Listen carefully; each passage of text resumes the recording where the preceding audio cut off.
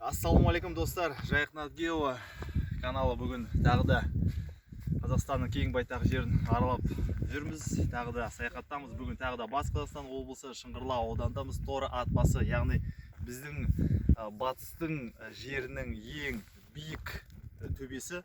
Енді біреулерге төбе, біз енді қырдың даланың балдарына бұл тау іспеттес. Осы жаққа келіп жатырмыз. Өте керемет әдемі жер. Айналаңыз көріп жүрсіздер. Кең байтақ қазақтың жеріне не жетеді? Оны шіркін өздеріңіз де көріп жатсыздар. Қасымда осы ауылдың тумасы Рүстем Ақшолақов, құрдас, оған өте көп рахмет. Және де қасымызда досымыз, ағамыз Азамат бар.